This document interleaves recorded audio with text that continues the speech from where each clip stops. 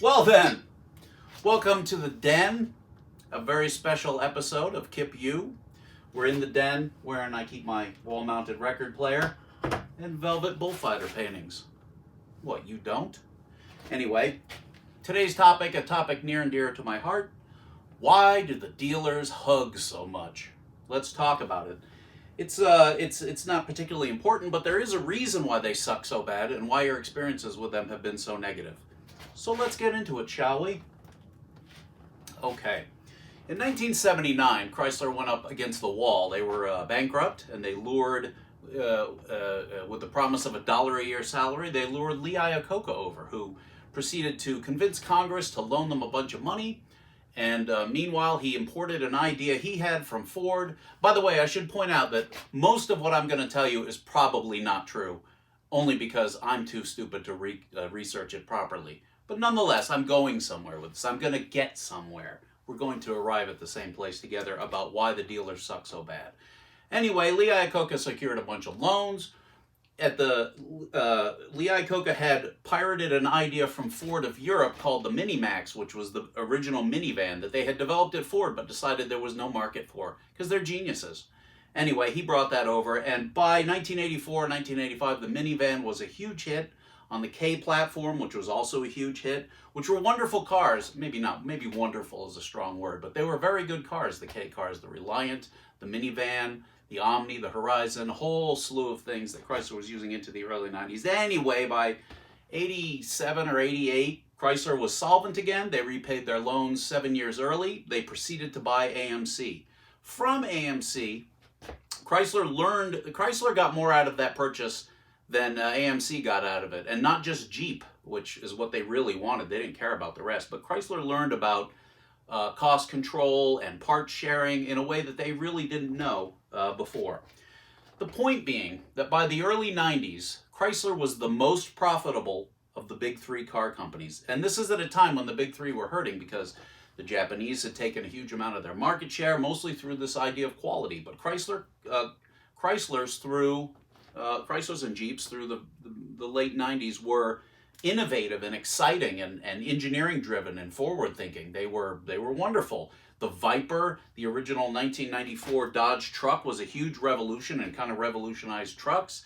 Jeep was doing fantastic things. The nascent and proto ideas of an SUV were there with the Durango and the Cherokee or Grand Cherokee. Chrysler was definitely hitting on all cylinders in a lot of ways. But Lee Iacocca knew before he retired that Chrysler needed a partner. Lee Iacocca was gone by this point, but they found a buyer in Mercedes. And Mercedes, the merger of equals, you should look that up. That's very exciting. Mercedes came in and, of course, proceeded to run the company into the ground because Mercedes are snotty and European and German and love destroying companies. That's kind of what they do. So Chrysler was basically completely insolvent by the crash of 2008. Those of you old enough may remember. The important point here is that as a company, especially one without a great reputation for quality, I tell you this story because I believe Chrysler's poor reputation from quality comes directly from the Mercedes years. Knowing that there's a 5-year span of when a product gets ideated to when it actually goes into production, there's a 5-year lead time. The worst of Chrysler was all conceived under Mercedes, and it was all about cost cutting. Something like the Caliber is a very Mercedes idea. Let's take an existent platform, wrench as much content out of it as possible, and sell it to suckers, because we don't care if this company survives. And the same was true of most of their things, with the notable exception being the Hemi. And the Hemi was designed by people who had worked at Chrysler in the 60s for the most part, or at least to a large extent. Anyway, I'm getting sidetracked. Why do the dealers suck so bad? Well, because as the company without a reputation for quality, and as a company that was up against the ropes in 2008 and 2009, Chrysler just could not provide the level of customer support and product support to their dealers that other car companies that are bigger and more solvent could, Japanese companies, some other European companies.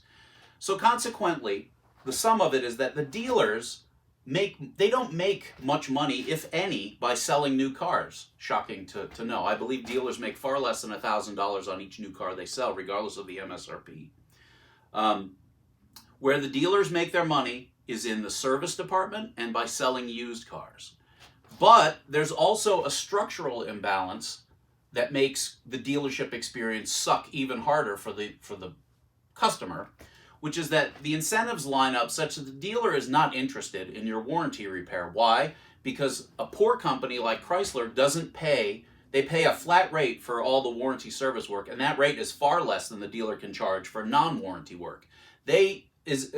For the dealer to fix your car under warranty is simply a nuisance. They're only doing it in the hopes that you either sell them your used car when it comes time to get another car, or that you'll continue to use the dealer after your car is out of warranty, and then they can screw you. Oh, it's magical. So the dealers get a flat rate for their warranty work. And what does that mean? It means that they pass the warranty work on to their least qualified technicians who consequently make the least amount of money. I believe they line it up as an A, B, and C tech. An A tech is a real auto repairman who's been with Chrysler for many years and is kind of an expert. But a C tech is some 20-year-old who learned righty-tighty, lefty-loosey, and that's what he's going to do for a living. So they give him the shit jobs, the oil changes and the so on. But they're always happy to give him a warranty job because they get a flat rate, something like 25 bucks an hour. I don't know exactly what they make. So the main reason then, to sum up, why the dealers suck so bad is that they are forced to do your warranty work against their will to a certain extent, and they only care about money. And they must, because that's how they survive. They survive on the profits from the warranty department, or from the service department. They have a vested interest in making you wait 3 weeks because they want to allot what human resources they have to the paying jobs that are paying dealership service rates and dealership parts prices and the most profitable jobs. You, as the customer, perceive them as an expert, but it should be said and it should be noted that the dealer is less of an expert than an independent mechanic. Why? Because an independent mechanic feeds his family on how good he is at diagnosing and fixing these problems and making sure it goes right, and customer service and repeat business and satisfaction and all that happy crap. That doesn't mean the people that work at dealerships are dicks. It just means that the dealership experience is a dick experience. I don't mean to crap on dealers as such, and I feel kind of bad about it, but the truth is that the incentives line up for the dealer to give you the worst possible service, and it's just a bad scene. Let's close out then, shall we? So, this has been another Kip U. Shameless plug, Promasters only. Give us a call. We're booked through December, but we are booking into January, and we're going well. Soon, I will have very exciting videos, not like this crap you were just forced to watch. And now, let us move on.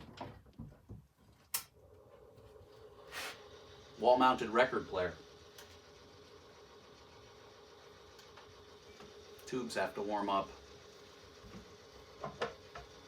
Look at that.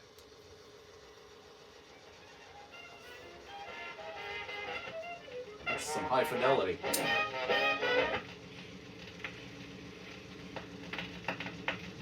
What did it break? Jesus Christ. It's horrifying. Carry on.